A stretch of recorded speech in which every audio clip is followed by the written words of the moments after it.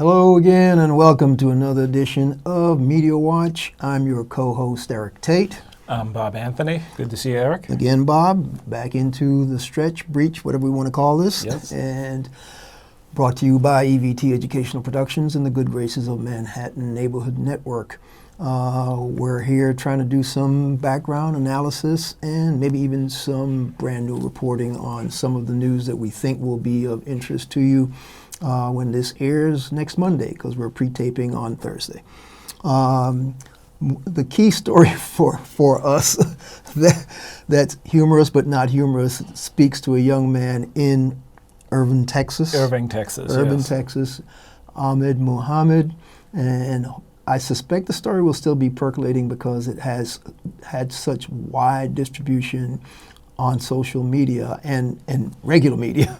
But Bob, why don't you just bring our viewers up to speed quickly on Ahmed and how Ahmed became a person of interest? Well, first of all, you know me and social media. I like it when social media makes the difference, and here it made a big difference. Ahmed, a 14-year-old in Texas school, brings a science project to school, a little clock that he made from some, like a little case that he had and some, an LED and a few electronic components. And he manages to make a pretty rudimentary but functional digital clock. This was a self-starting thing. He got an idea of something that he wanted to do. Yes, he's just sort of an inventive kid, and he decides to put together a little clock and bring it to school and show it to the teacher. So he brings it to school and he shows it to the science teacher first, I believe. That's right. And the science teacher says, "That's fine, but you shouldn't show that to anybody else."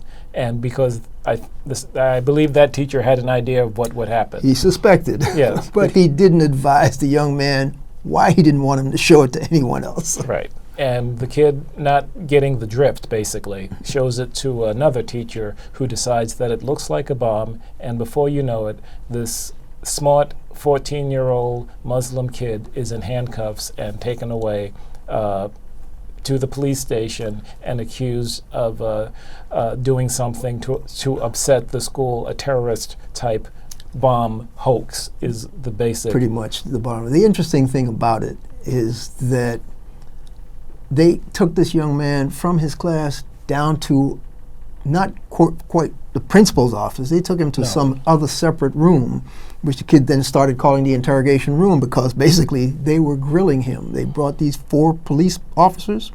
It was like a response to a public threat. Yes. Yes. So he was grilled for over an hour, even though he kept saying, "Would you please call my parents?" Right. He had enough smarts to say, "Look, I don't know why you're doing this to me. Please call my parents." And my understanding is just because his sister got wind of it, she was able to take some pictures. And at the time she took the pictures, by then, after grilling him, they had put him in handcuffs. And they then took him down to the local police station, which is just the most bizarre thing, because here's a kid brilliant enough to want to impress his teachers and smart enough to be able to tinker and come up with his own version of a digital clock. And then he's not trying to scare anybody. He just brings it and shows it proudly to the faculty in his school. And the first faculty guy understood what the kid was doing and said, "Nice idea, well done, don't show it to anybody." Think he should have just said, "Don't show it to anybody," because I think they might get the wrong impression. Right. And the kid, as Bob hit on it, the key word is this young Muslim kid, because his parents are from, I believe, the Saudis or somewhere in the Arabian Peninsula. I'm not sure myself. Right. But Muslim heritage, he looks like a brown-skinned Muslim kid, and as a result, because of his appearance, he is now profiled as a potential terrorist and put in handcuffs and actually traumatized is what I would call it. And we had this discussion before we went on air. Myself and my brothers, when we were younger, we were in our young teens, probably 11, 13, in that age range, put together a Heathkit alarm clock. They gave us a box full of electronic components, a little breadboard. We had to solder it together ourselves. And of course, being Heathkit, they gave us a nice, beautiful case to put it in. Right. Now, this kid did not have a nice, beautiful case to wrap his digital Because clock he wasn't in. a kid. He did it from his own He did scrap it from, stuff. from scratch, which is impressive, because we Truly had impressive. books to work from. There you go. And he did it on his own. And for his efforts, he gets arrested thoroughly, absolutely misunderstood by these. I don't have the words to describe the teachers that put the poor kid through it. The teachers, the police department, the fact that they would not even call his parents, and it speaks to what has happened to this country within the 14 years since 9/11. And it's interesting because one of our great resource persons, Judith Bourne, sent us a link to a TomDispatch. Tom Englehart does a blog that he calls TomDispatch. And basically he had written this blog on September 12th, the day after the anniversary of 9/11. And basically the blog was just a devastating analysis of what had happened to this country in the 14 years since 9/11 and what we have done to ourselves. And the thrust of it, I've got it, I had to bring it up on the smartphone because I couldn't quite get it on my laptop because no connection to the internet at the time. But the thrust of the TomDispatch was, in 14 years, Osama bin Laden has won. And Osama bin Laden has won because in trying to topple what he called the Satan of the world, the ultimate evil empire, he launched these bombers or whatever. And even though they brought down the Twin Towers, whether they did or not, whether the conspiracy theories are right or not, they came down and 3,000 people lost their lives. Now, as a result of these 3,000 people losing their lives and us being, quote, assaulted on our, quote, homeland, what was ushered in was what Englehart has referred to and what we've referred to on more than one occasion as a de facto police state. The passage of the Patriot Act, all those crazy surveillance initiatives that have spawned the largest proliferation of private contractors spying on individuals, the government spying on individuals, all supposedly to protect the homeland, has totally run rampant and out of control. And so what Tom Englehart is saying is, we have destroyed ourselves by becoming what Osama bin Laden basically already was in trying to fight us. And the point was driven in, I saw a couple other columns to that point, none as good as the one you're talking about, but a computer geek like myself, a computer journalist, had written a column a day or two after the original incident in 2000, after 9/11, maybe in the week after. And he said in that column that with the fires burning they burnt at the World Trade Center for weeks afterwards. They had a hard time putting them out. But he said in his column that he hopes that the fires at the World Trade Center don't end up scorching the Constitution and our rights.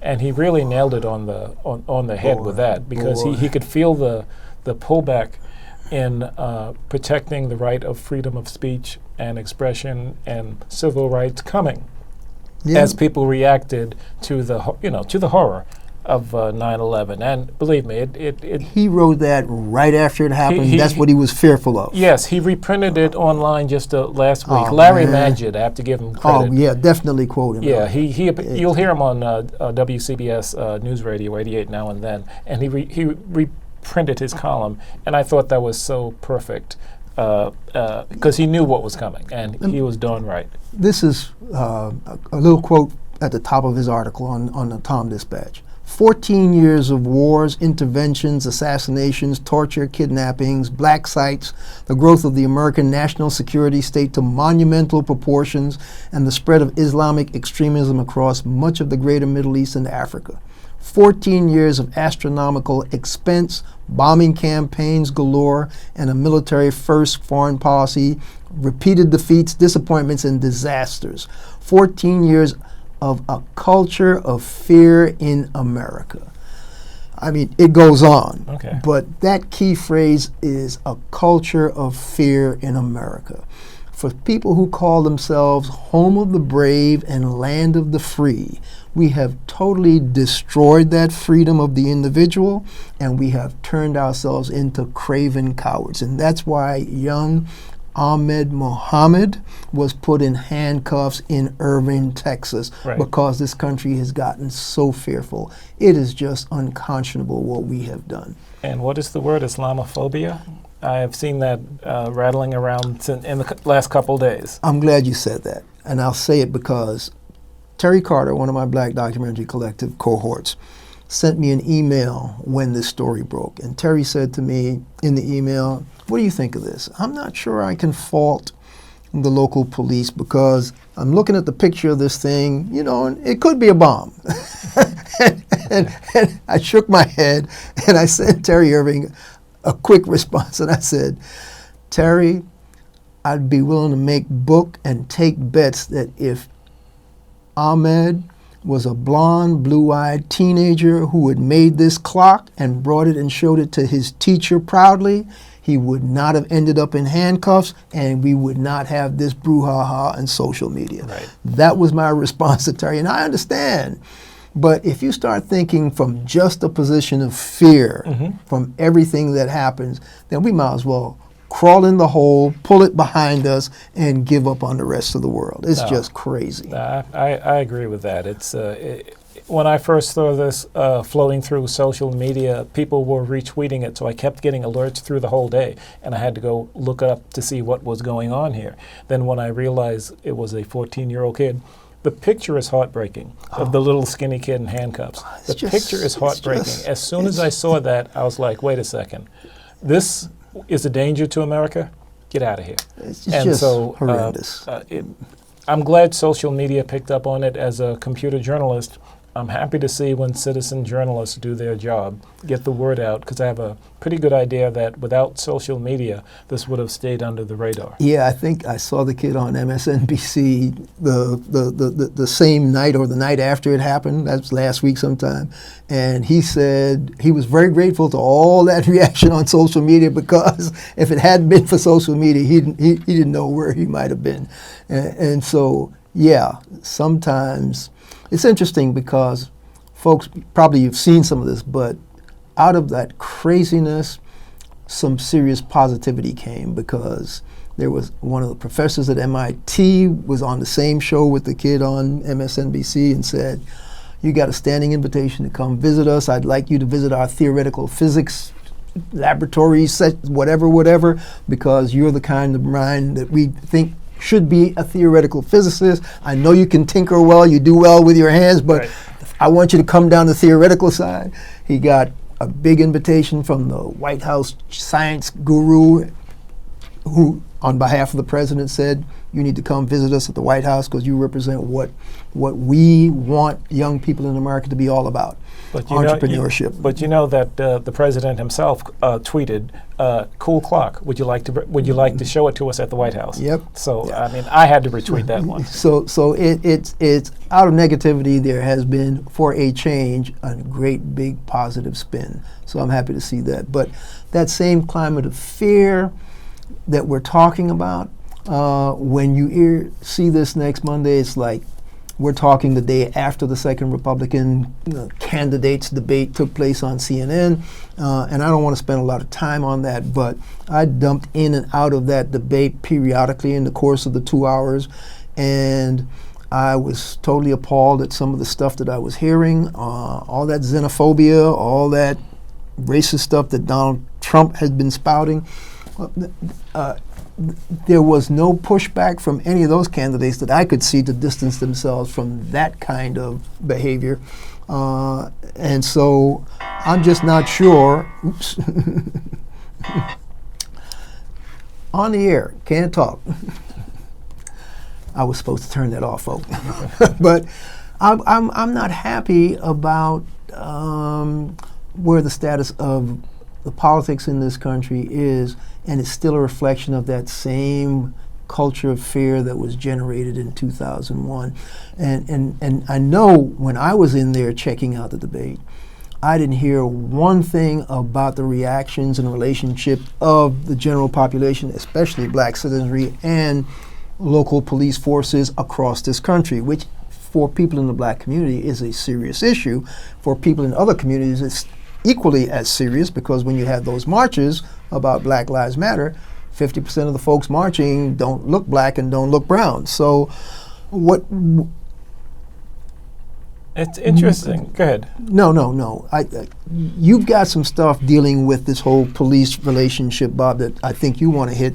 So why don't we segue to that, based on the fact that those Republican candidates don't seem to be even concerned with any of that, whereas the rest of the country, even the so-called establishment Democrats, are at least paying some kind of lip service to it.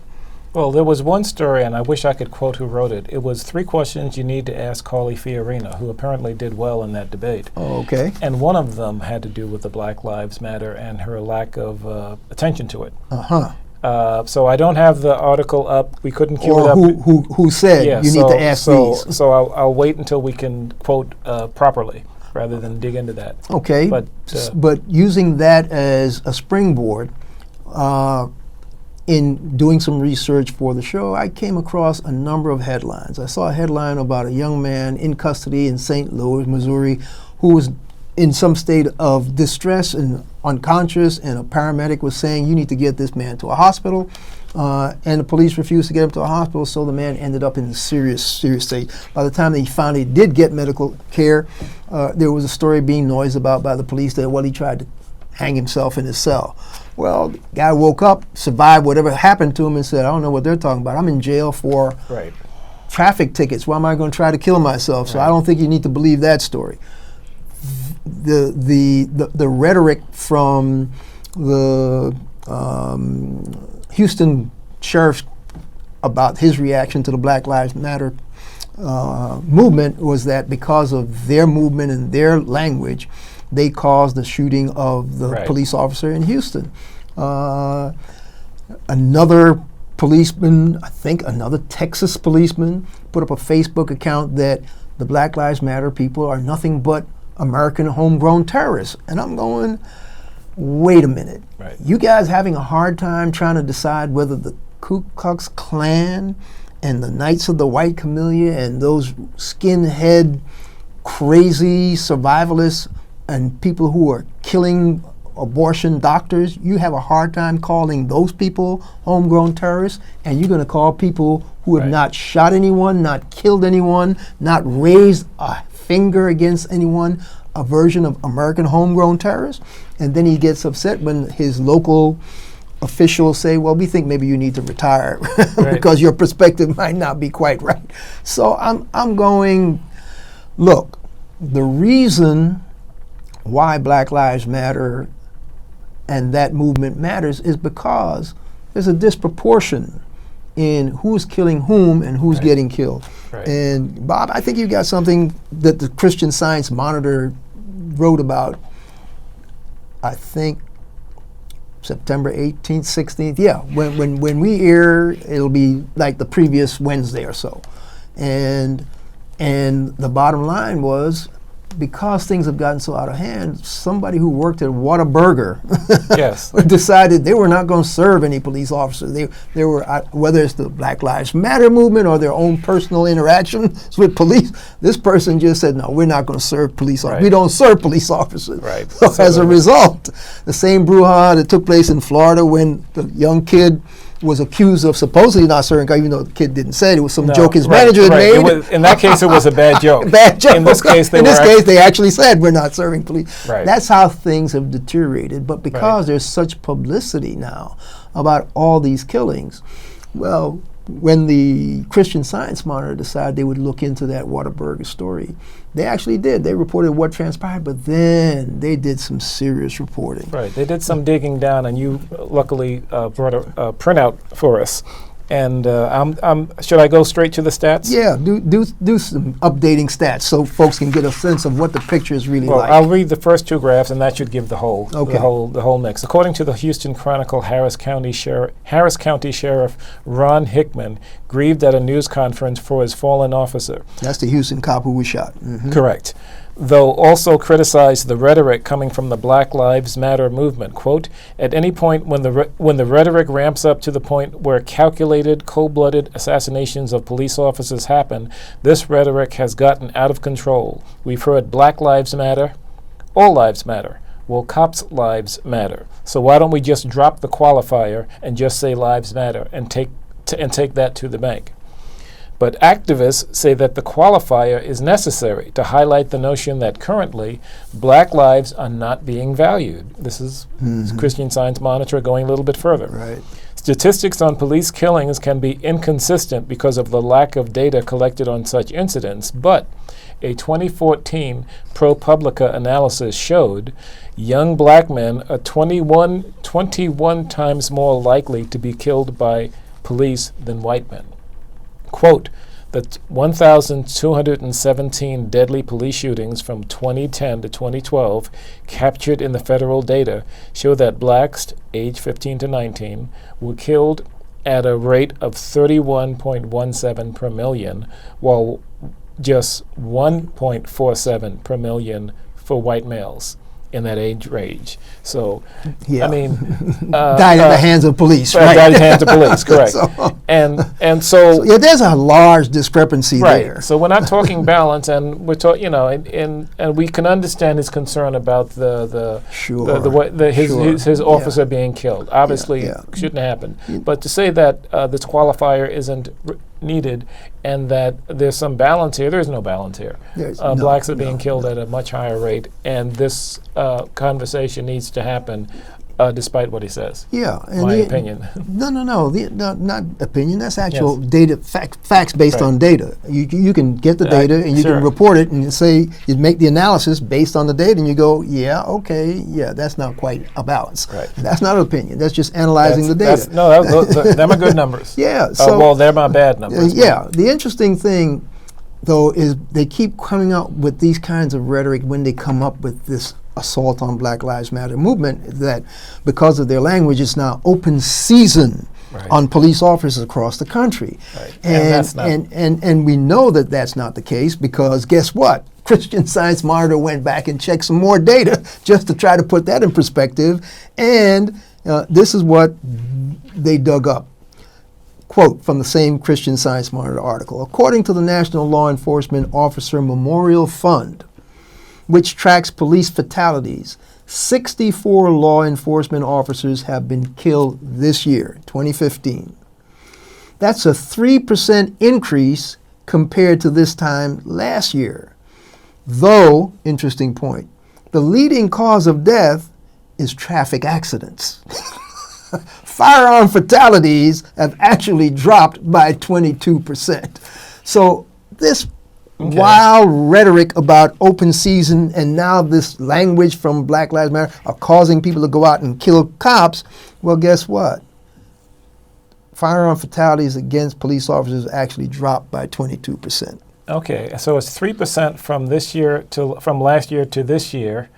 With Increase in fatalities, but the bulk of the fatalities are from traffic accidents. And all of the incidents that would have triggered such anti-police reaction that he talks about happened within the last year, and so there is no jump. There is no open season on police officers, right. based on the actual data. And we have about 4.5 minutes left.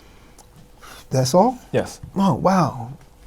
Okay, so the interesting thing is, the reason why there's a disconnect is because, and Bob, you can actually do it because you checked this recent incident, but folks, you probably saw the thing about the former tennis star James Blake. Right. Bob,